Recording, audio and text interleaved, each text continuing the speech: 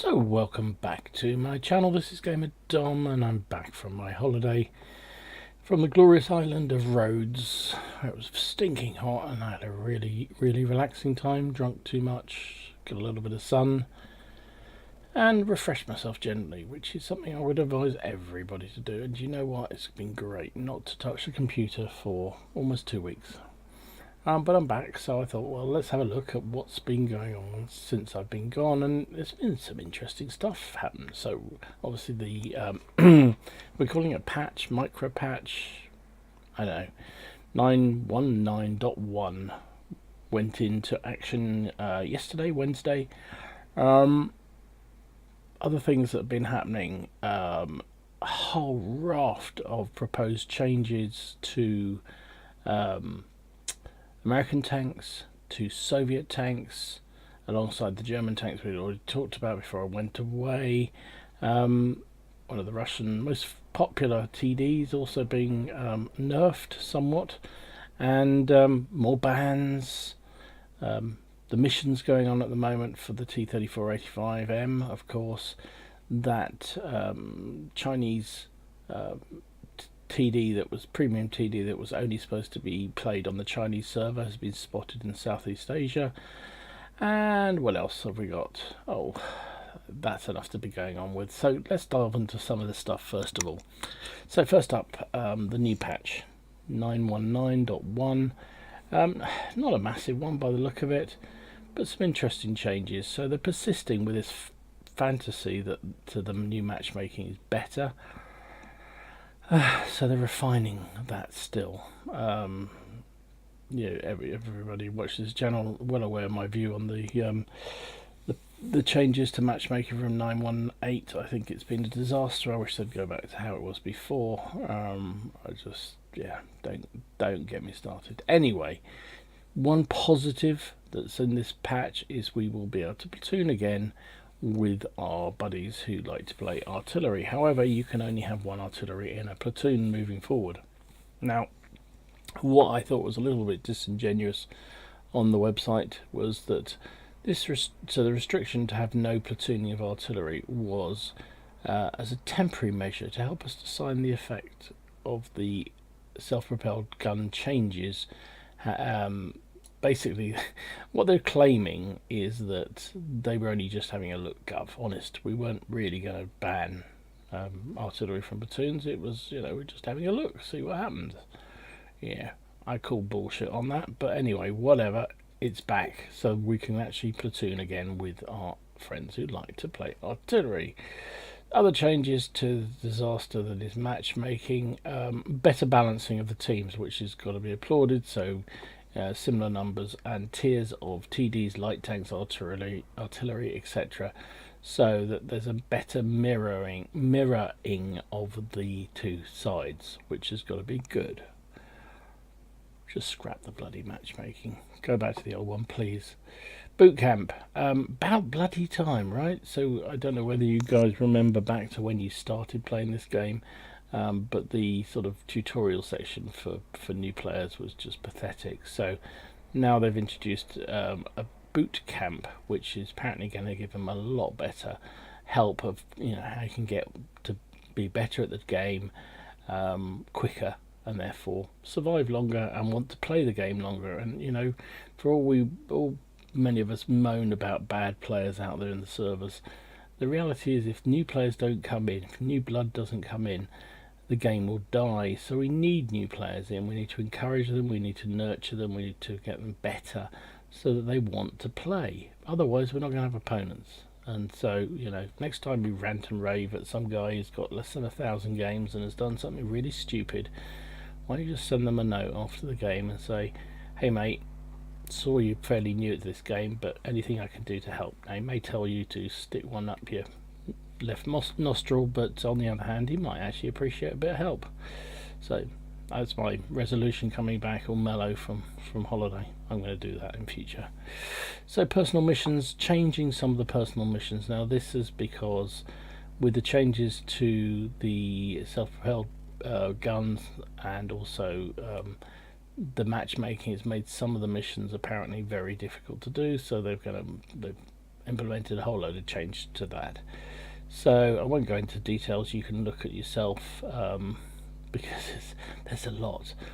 Light tank 7, medium tank 7, medium tank 8, anyway, there's loads of them there you can have a look at and see what they've changed. Also in the files you will find, not that you can get to them, the Polish nation, because we are going to be getting the initial Polish premium tank probably in the next patch 920, which is that Panther copy basically. So, but it prepared the way. They brought in all the special stuff, so the voices, the camo patterns, blah blah blah blah. It's going to be needed because eventually there will be a full-blown Polish tech tree in the game. Other changes, artillery. We talked about the fact they can now platoon with other non-artillery, and there's various changes to medals and blah blah blah. So all good, all good. Increase the amount of earned experience and credit for causing damage to a stunned enemy vehicle by 20%. Well, that's good. That's very good indeed. So what else? Gun depression. We talked about this in one of the previous rambles. Gun depression on the 121 and the 113 has been improved, and they've brought in this new tier 10 Chinese heavy tank, the 1115A, which does look to be a monster. Whole load new HD tanks, another 13 of those, including the Jackson, which I'm looking forward to playing.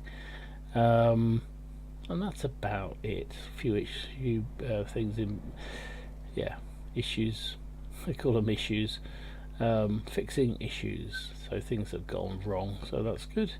So yeah, interesting. Not a huge patch, but enough to screw up all our mods, of course, if you're using them. Cue the cries in the comments about don't use it, use vanilla. But hey, I use the solo mod pack, and I quite enjoy it, and I find it really difficult to play without it because just familiarity. So anyway, that's the new patch 919.1. So we talked about this, these two Chinese tier 9, tier 10 premium TDs that apparently are only going to be appearing on the Chinese server. Well, they've been spotted, or one of them has been spotted. The tier 9, the WZ120GFT, has been spotted on the Southeast Asian server in an account that's clearly a wargaming account. So here you go, see it here. Whoever that is, there it is, playing in a game. Now what I found interesting about this matchup, look, you got 1 2 3 4 5 tier 10s on this team, 1 2 3 on this team. Good job matchmaking, really good job. Here it is again, another shot of this thing in action. Presumably this is some kind of tester, but why it's being played out on the Southeast Asian server, I have no idea. Does it mean it's coming to other servers, or they're thinking about bringing it to other servers? I think it's inevitable, frankly. The greed of wargaming is such that they're going to bring it to everybody at some point. I would fully anticipate. Nothing official, obviously, and the official position remains that they're not going to bring it. It's only for the Chinese server. But yeah, we know how wargaming love our loot. So wargaming continued to tinker around with the game. So new tests, super tests for the 912 patch when that comes in, presumably at the end of the summer. Changes to the IS-7, the old workhorse of the Russian tech tree, the tier 10 Russian heavy tank. This thing,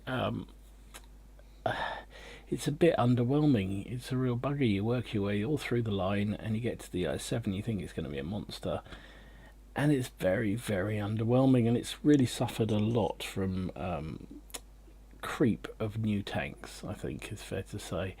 So wargaming have recognised that, so give them their dues. They do monitor the stats, they do look at things, and they're going to give it a bit of a buff, or they're testing some buff. Now frankly I don't think this is enough, but there you go. So what they're saying is that it's lost some of its former power against top tier tanks. Well, yes it has, because you made the others too good, you knobheads.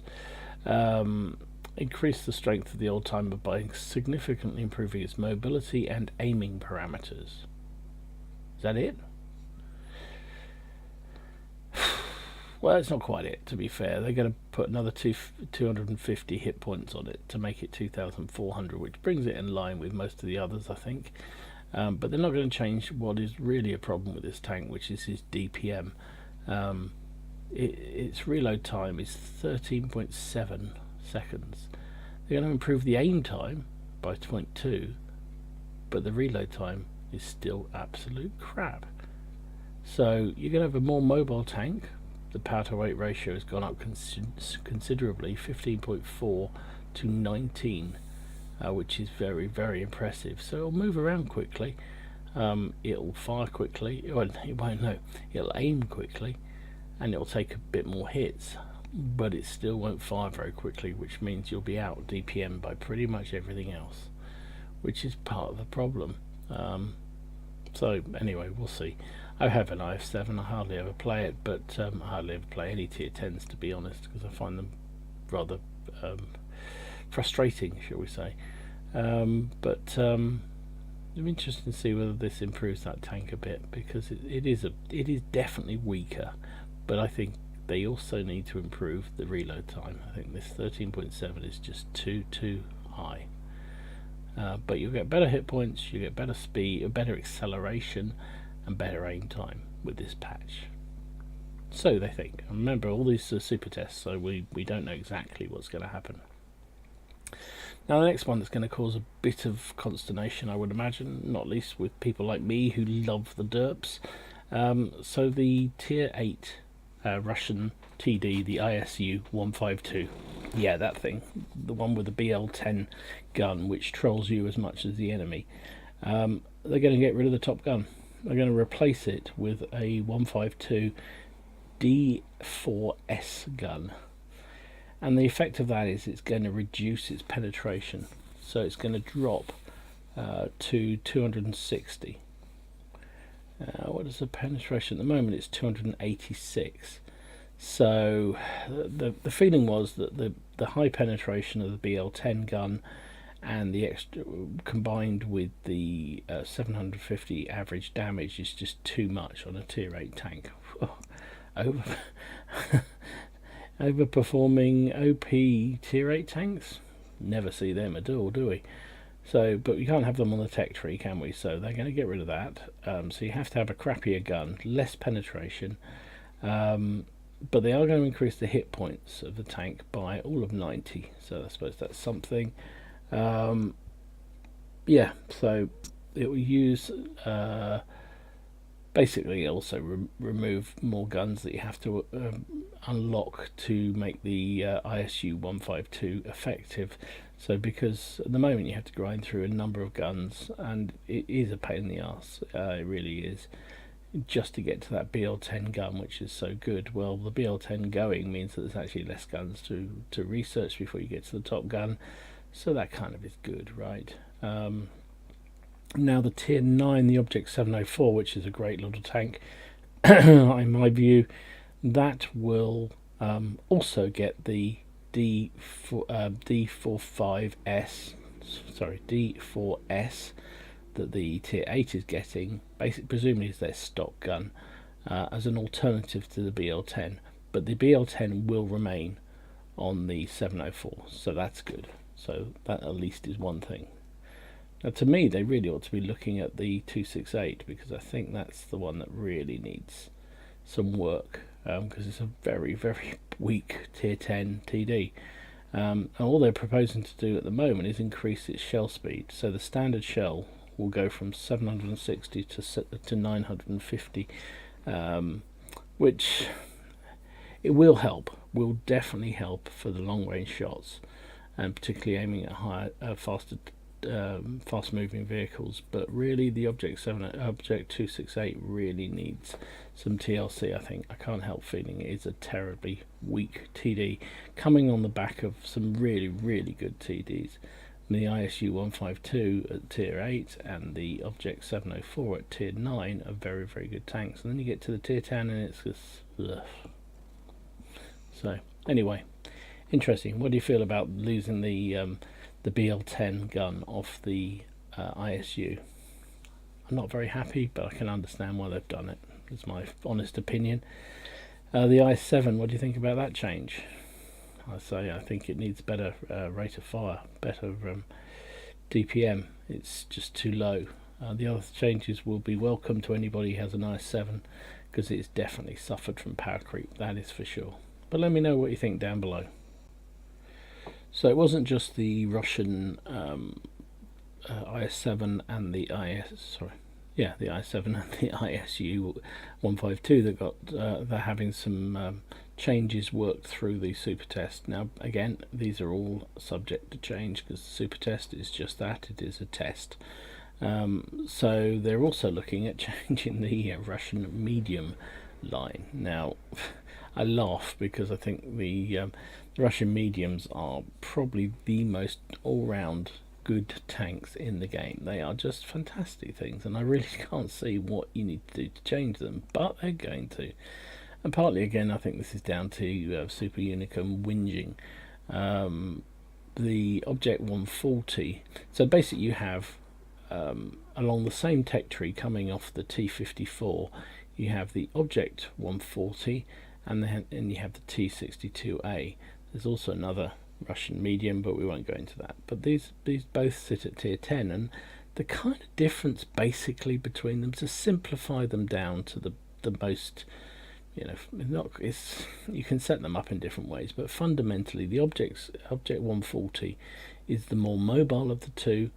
The T62A has better armor and probably a better gun in terms of accuracy than the Object. That's the kind of difference. So you see a lot of very, very good players driving around in the Object 140 because it probably is the most all-round good medium tank in the game. Not probably, it is the most all-round medium tank in the game. And Unicums love it because they can go around slapping everybody with how good they are in it. But they always moan about the fact there is a massive, great weak spot on the top of the turret. And it's quite low tank, so you can overmatch it with HE, with all sorts of things. Now what they want to do is to improve the turret on this thing. So bearing in mind the Object 140, the difference between that and the T62A was the fact the T62A had very, very good turret armor. Now they're going to make the Object 140 the same, and they're talking about making these tanks different. Yeah, okay, yeah, good job Wargaming, I get you. So bearing in mind they wanted to make these tanks a little bit different, that was one of the reasons why they were talking about changing the Object 140, was to distance it from the T62. So what do? They make the turret armor exactly the same. So the improved armor of the roof, but not the hatches, is similar now to the T62A. Yeah, that keeps them very different, very, very different. So the turret armor now go from 200 to 240, and the side of the turret from 160 to 180. So of course they aren't stopping with the Object or the T62A change, well, they're not changing the T62A at all, but they're also looking at the T54, the tier 9 Russian medium tank. Now this is the one that caused most consternation, I think, in that tier, is that it's a gold spammer. The gun on it, or the guns on it, are not very effective with standard rounds, but they're extremely effective with their premium rounds. So everyone just loads up on premium, goes off and shoots, and get everyone crying about how noobish they are for doing so. But that's just the way the T54 is played. Now one of the things they're looking to change with the T54 is to make it have two very distinct roles depending on which gun you choose to take. So they both are both of them are 100 millimeters. One gun, the D10T2S, basically is going to be a rapid firing but inaccurate gun. So it's going to have a DPM of 2,700, whereas it has currently 2,500. By buffing its reload time by almost half a second, and rate of fire from 8.022 to 8.4 0.56, so considerably better. But in return, you get terrible dispersion. So dispersion is accuracy. 0.336 goes to 0.374, which is not great. And aim time is also nerfed from 2.21 to 2.4. So that's the more fast firing but less accurate gun. You can also, if you prefer, depending on your playstyle, use the T54 with the D54 gun. Now this has had a reduction in its damage per minute from 2441 to 2355, because the reload time has gone up to 8.151 seconds from 7.8. Rate of fire is now 7.3. Actually, that's gone down. So they've increased the rate of fire, but the reload time has gone up. Okay. But dispersion has got a lot better. So 0.37 goes to 0.316, and aim time is considerably better, from 2.78 to 1.92. So you can see the two guns very, very different in their play styles. So depending on how you like to play, you can play a more snipey role from distance, middle distance sort of thing, and that would be your D54 gun. Or you can get in close and run rings around people, blasting them from point blank range, and in which case the D10T2S gun is going to be for you. So I think that's a good thing. I do think that's a good thing. Distinct guns make a huge difference. They're also looking at the T54 first prototype, which is Tier 8 Russian premium medium tank.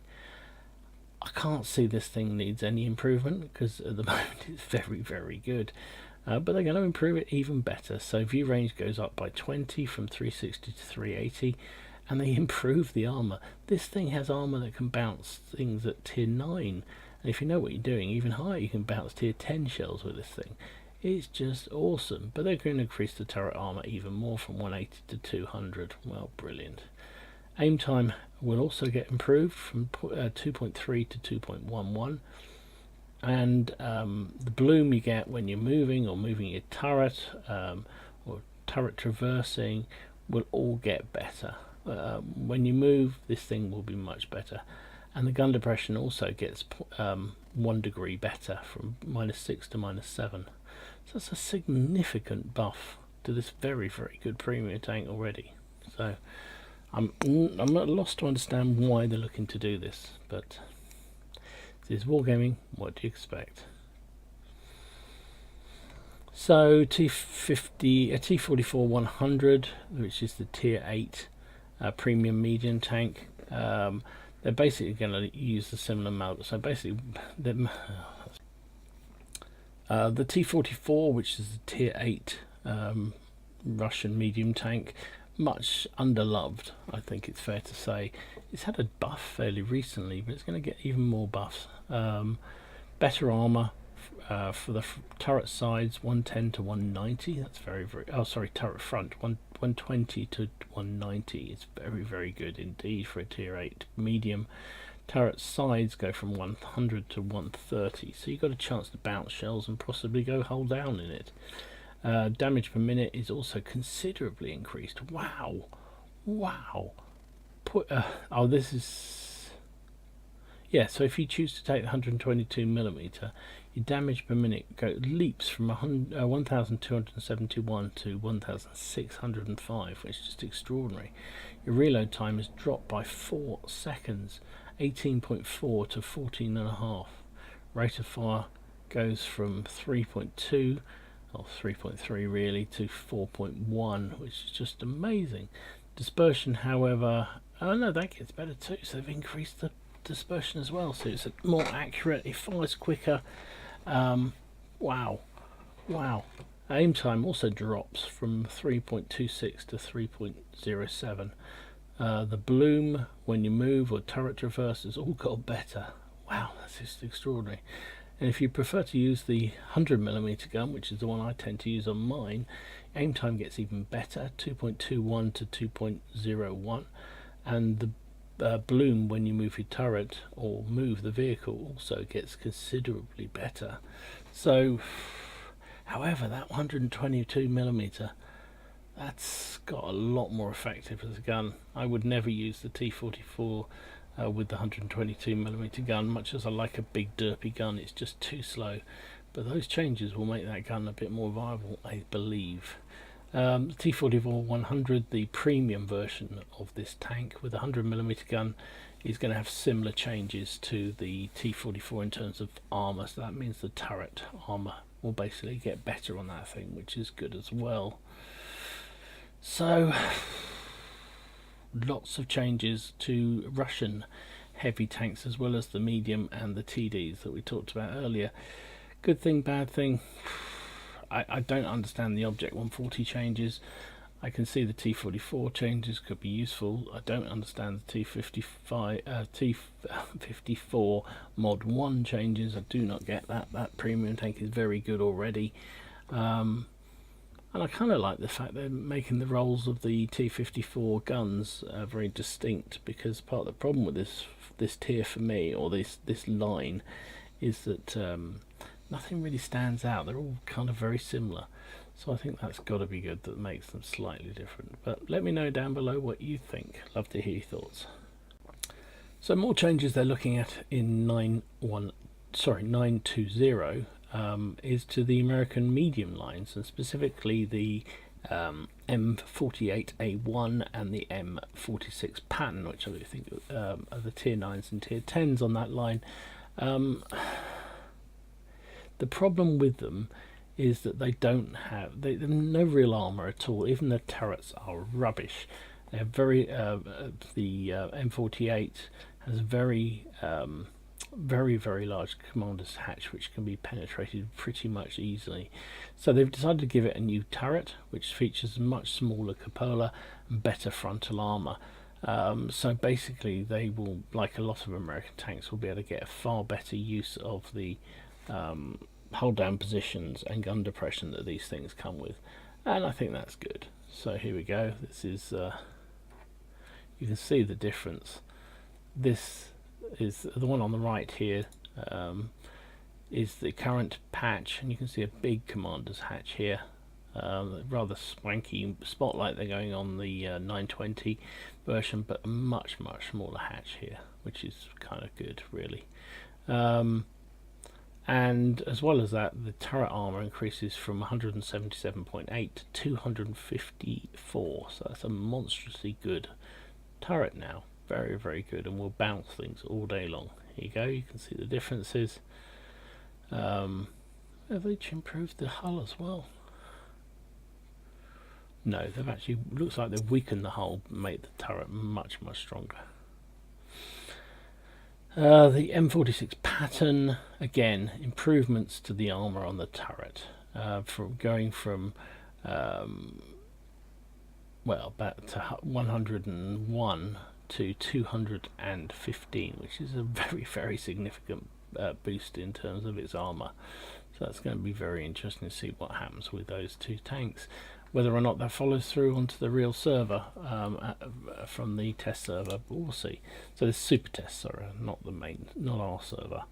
So that'd be interesting. I think it's good. I think the pattern, the American medium tanks needed a bit of love and attention. They've kind of languished at the back and not really been given anything. A bit like the IS-7 in terms of becoming a little bit obsolete. So maybe this will encourage people to play. And I believe, if I remember rightly, I could be entirely wrong, I'm sure somebody correct me, that the M46 pattern is actually Quickie Babe's favourite tank. Or maybe it's the second favourite, because I've got a feeling the Comet is his favourite. But anyway, it's a very strong tank. But it doesn't get played very much, so we're hoping that by improving that that turret on the tier 9 and the turret on the tier 10 will actually make this thing a bit more viable. So I love a good developer Q&A, don't you? So another one happened while I was out with Alexei Elin, right, okay. So this is on Daily Bounce, translated from What Express, I believe. So talking about the changes the Object 140, and they're saying the T62A won't lose popularity with the Object 140 buff. Well, of course it bloody will, you idiots. Why would you stick with the T62A when the Object 140 is more manoeuvrable, now has as good a turret as you do? It's a no-brainer, really. You'd use the Object 140, but you know, hey, it's wargaming, they don't listen.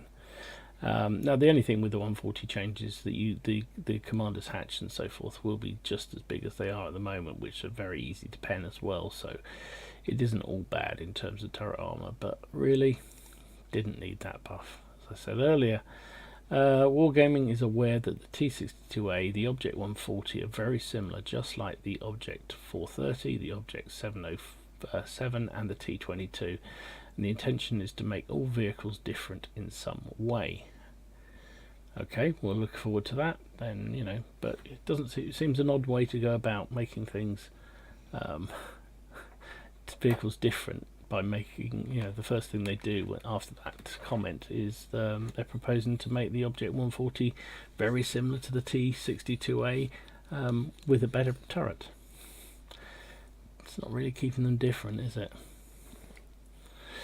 Oh, and here we go. I knew the bitches would moan. So the unicums who just cry about everything, moaning about the proposed rebalance of the back chat, clearly because Wargaming is not keen on changing any Russian medium tanks after the player reaction to the back chat 25T rebalance. Failed me. Words fail me.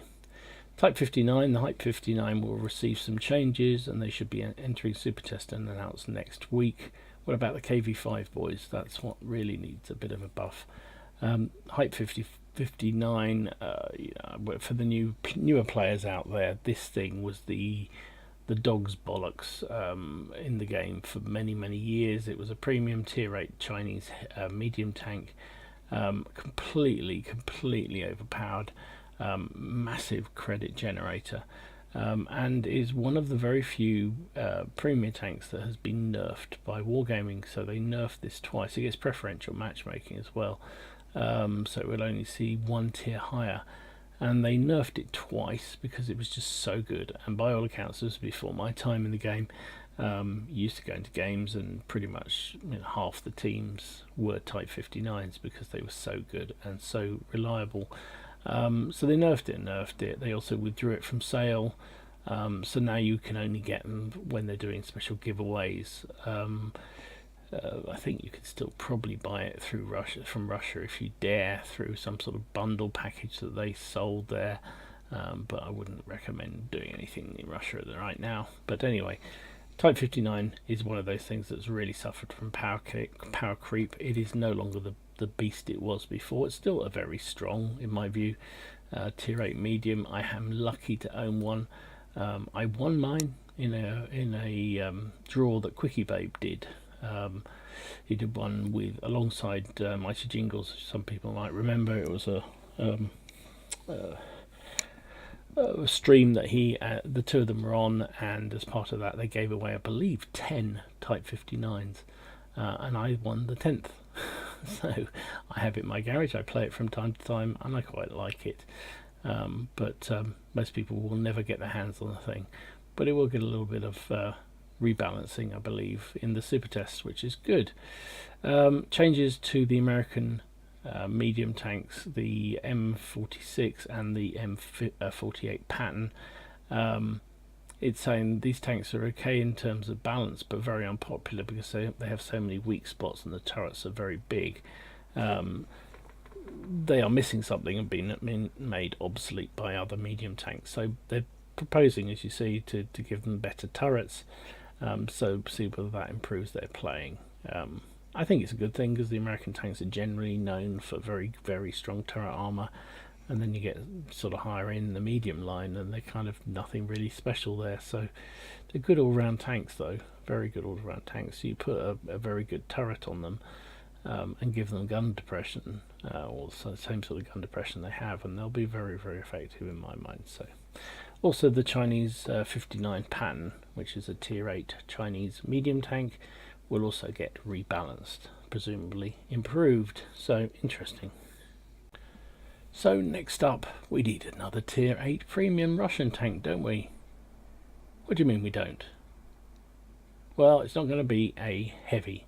This is going to be a new light tank, the T-44. Now, it's believed that this will be some sort of reward tank, so it's not going to be on the main server. Now, they've got to keep it different. I don't know how they're going to make this different from the T-44 medium in terms of descriptor, but the T-44 lightweight, it looks to be a very, very effective light tank.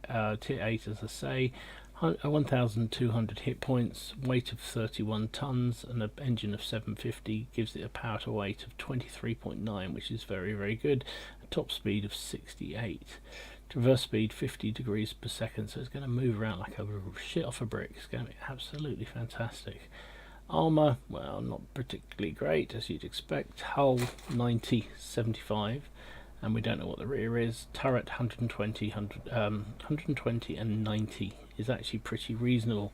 View range, base view range of 390, which is very high actually for a tier 8 Russian tank. Carries the 85mm gun, which only has penetration 170 with standard rounds, 210 with premium. 180 average damage, reload time of 5.7 seconds, rate of fire 10, just over 10 and a half, well, just under 10.5 rounds per minute, gives it a DPN of 1877. Aim time 1.92, which is very, very good, but accuracy is 0.316, which actually isn't bad at all. Gun depression of -5 is pretty horrible, however. So this is it. There's its armor profile.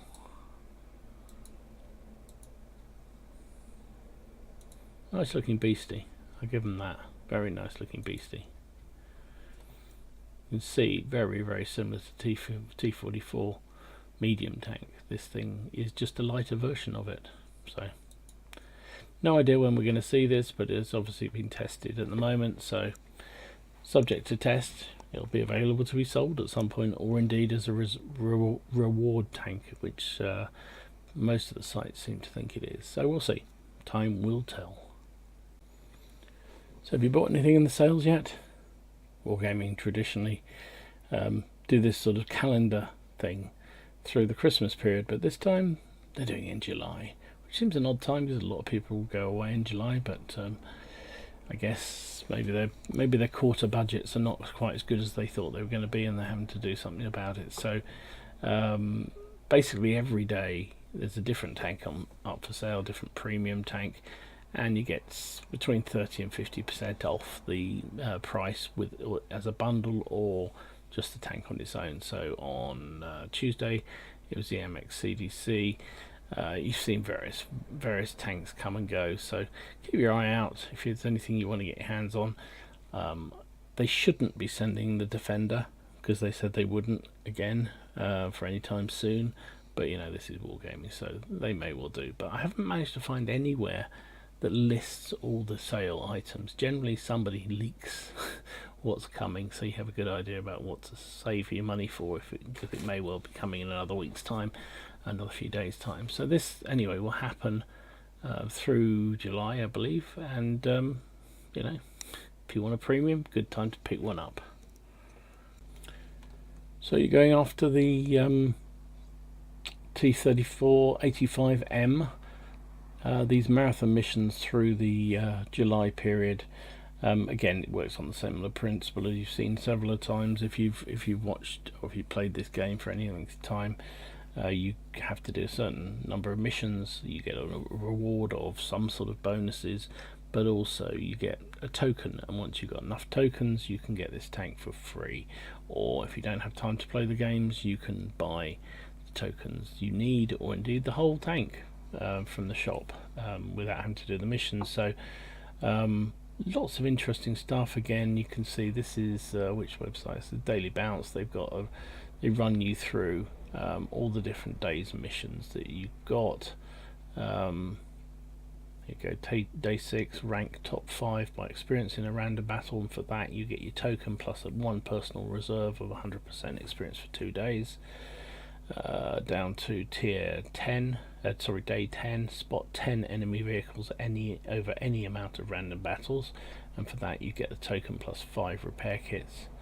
So it goes 18 days basically you have to get the necessary tokens to be able to buy this tank for free, and it's a jolly good tank. T3485M had a very significant buff, was it 2 patches ago, something like that, and it's a really good tier 6 Russian medium premium tank. I like mine a lot, but I love all the T34s anyway, so I'm a bit weird like that. So let me know, you doing the marathon? How you doing? It doesn't look too onerous. Doesn't look too difficult, so I wish you well if you are, and look forward to seeing your T3485M out there, he said through gritted teeth.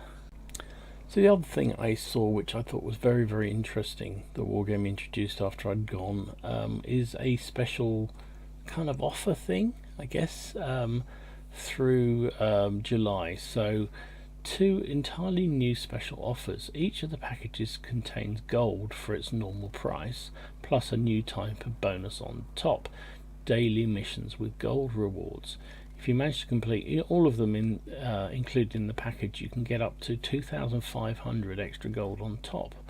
So it sounds pretty good. So there are 2, as they say. There's the Gold Challenge Standard, which is basically 1,250 gold, plus you get 3 of these daily missions with 100 gold reward on each.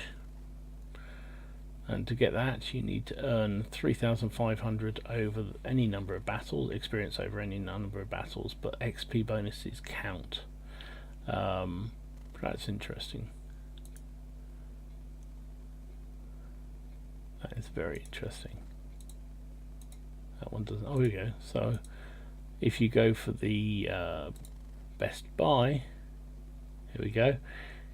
You get 5,500 gold. You get 10 of these missions worth 250 each, and